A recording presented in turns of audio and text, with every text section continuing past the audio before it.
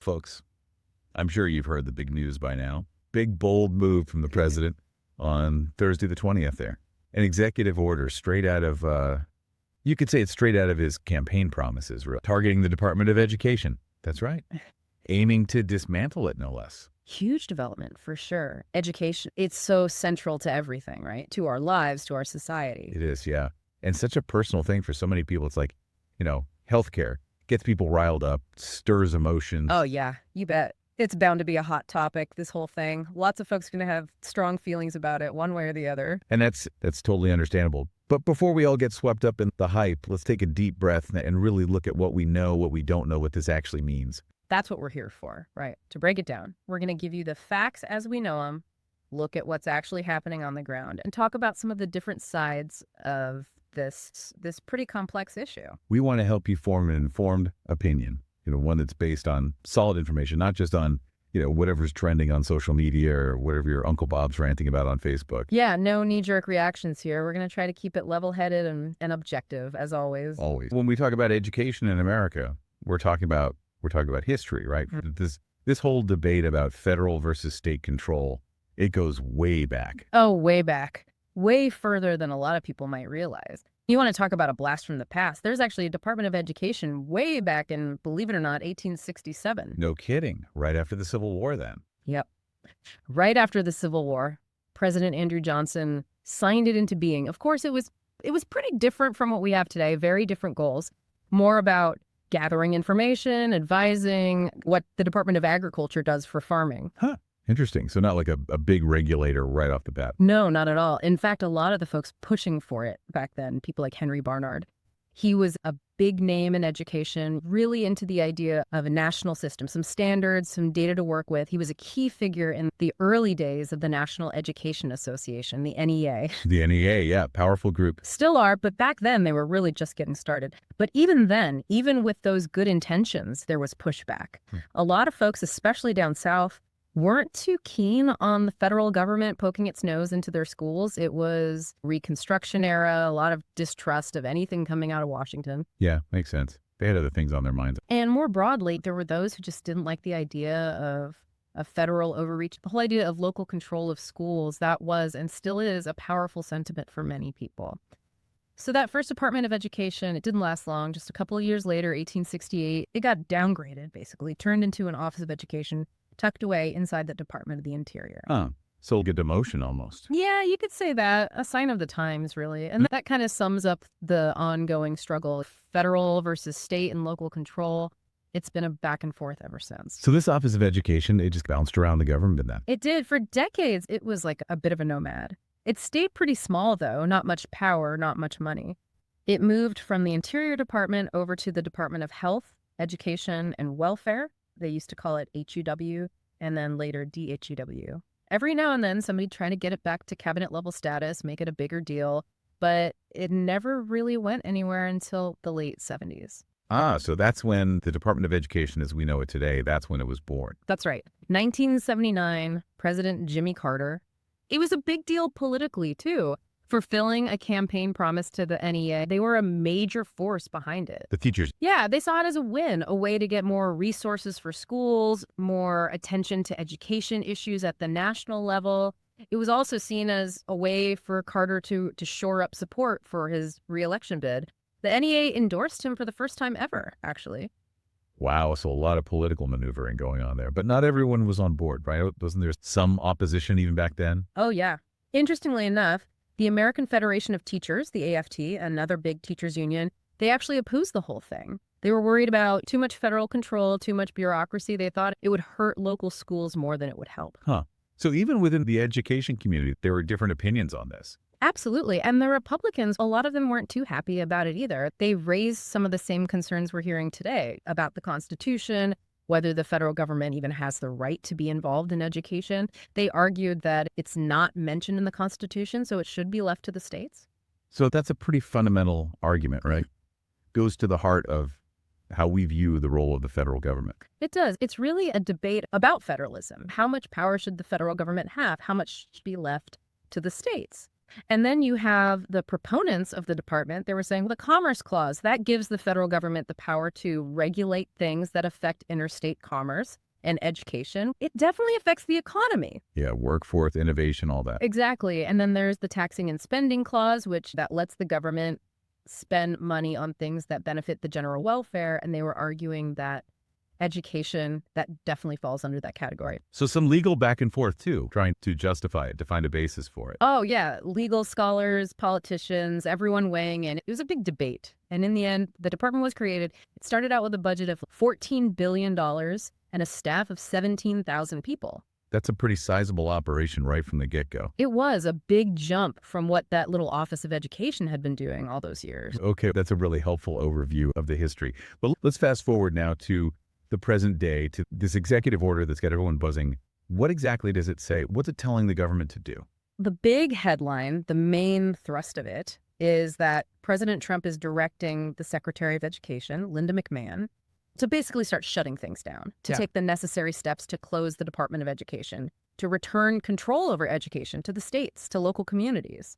So a big shift in who's calling the shots. That's the idea. But there's a key caveat in there. The order emphasizes that all the existing services, the programs, the benefits that people rely on, all that stuff, it has to keep going without interruption. So no sudden cuts, no chaos. They have to figure out how to transition things smoothly. Exactly. It's not like flipping a switch, more carefully dismantling a complex machine. And it's not just about who's in charge, right? There are some specific policy areas that this executive order is targeting. It lays out some very specific instructions for how federal education funds are to be used from now on. It says that all the spending has to be in line with federal law, of course, but also with the administration's policy goals. Which means? In particular, the order calls for an end to what it calls illegal discrimination that's hidden behind the label diversity, equity, and inclusion, DEI.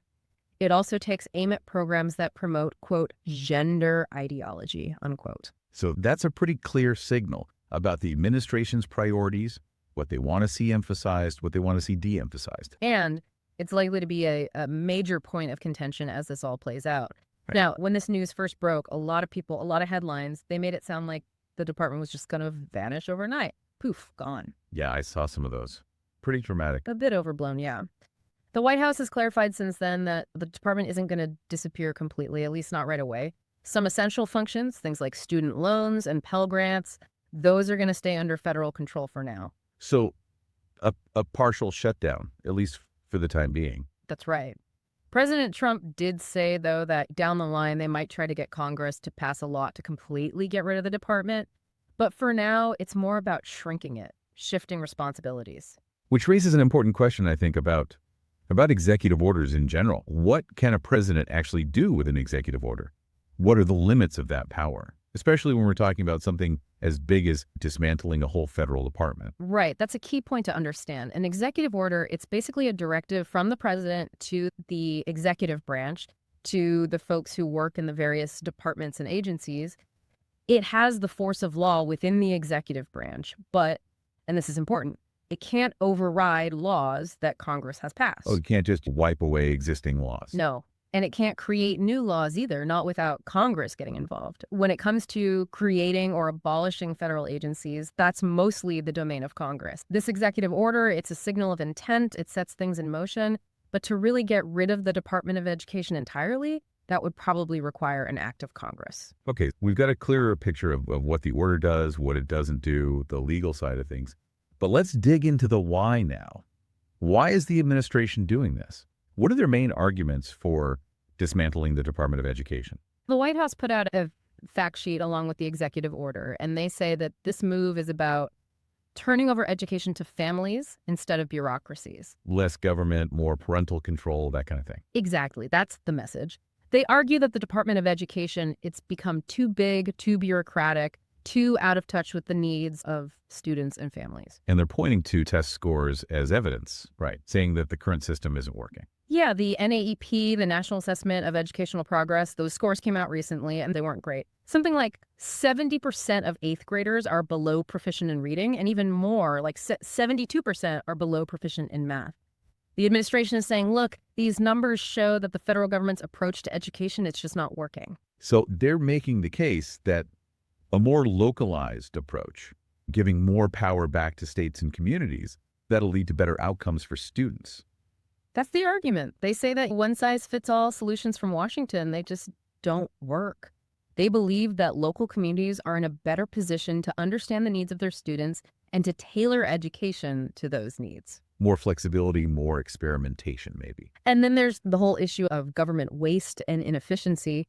Critics of the department, they often point to bureaucratic bloat, money being wasted on programs that don't work, that sort of thing. Yeah, we've all heard those arguments before. Oh, yeah. And the White House, they've been hammering on that point, especially when it comes to all the money that was spent on schools during the pandemic. They're saying, look, we poured tons of money into education, and what did we get for it? Test scores are still stagnant or even going down in some cases. So they're questioning the return on investment, basically. Exactly. And they're saying that if we give that money directly to states and communities, they can use it more effectively, more efficiently. And then there's the ideological argument that we talked about earlier. The DEI stuff, the gender ideology. Yeah. The administration sees the Department of Education as pushing these ideologies, which they view as radical, as harmful to students. They're saying that instead of focusing on the basics, on reading, writing, arithmetic, the department's been distracted by these social agendas. And they're pointing to things, cancellation of those grants, the Comprehensive Centers Program grants, as evidence of that. Right. That was $226 million that was supposed to go to these centers that provide support and training to schools. The administration pulled the plug on that, saying it was part of their effort to stop what they called race-based discrimination and gender identity ideology. Pretty strong statement there. Yeah. And then there's the whole issue of student loans. Yeah, that's a big one. The federal student loan portfolio, it's enormous, over $1.6 trillion. And it's managed by a relatively small office within the Department of Education. Some folks argue that that's just not a good fit. They say that a financial institution, a bank or something like that, they'd be better equipped to handle something that big, that complex. So they're essentially saying that the Department of Education, it's trying to do too much, that it's spread too thin, that it's not good at everything it's trying to do. Yeah, that's the gist of it. Okay, so those are the main arguments for dismantling the department. But what's actually happened since the executive order was signed? What are the concrete impacts that we're seeing on the ground? Right after the order was signed, Secretary McMahon, she put out a memo to the department staff. She was fully on board with the president's plan, talked about a new era of accountability for the agency in its final days, called this whole downsizing effort a momentous final mission. So she's embracing this, she's not fighting it. Not at all. And we've already seen some pretty big changes in terms of staffing.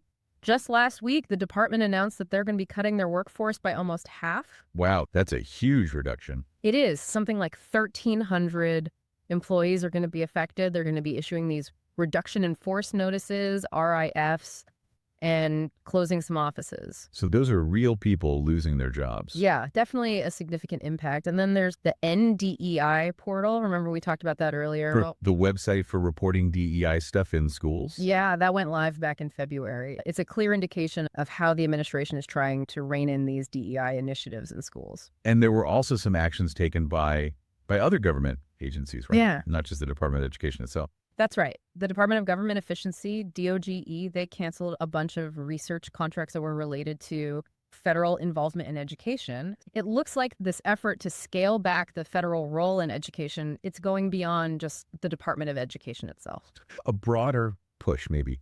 Okay, we've covered a lot of ground here. We've talked about what the executive order says, the arguments for it, Right. what it can and can't do legally, and the concrete actions that have been taken so far. This is obviously a big deal, a story that's still developing. And as we wrap up this deep dive, we just wanted to reiterate the importance of getting your information from a variety of sources, of really thinking critically about what you're reading and hearing. There's a lot of information out there and a lot of opinions, and it's easy to get swept up in the emotion of it all. But we encourage you to take a step back, to really consider all sides of this issue before you form a strong opinion. This is like a complex issue, and it's one that's going to have a real impact on students, on families, on educators, on all of us. So we urge you to stay informed, to stay engaged, and to keep asking questions. And on that note, here's a final thought for you to ponder.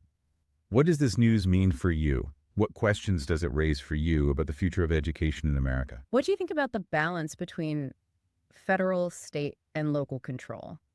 What role should the federal government play, if any, in ensuring that all students have access to a quality education, regardless of where they live or their background? These are big questions, and they're ones that we all need to be thinking about. And talking about. So we hope this deep dive is giving you some food for thought, some information to work with as you continue to follow this story. Thanks, everyone.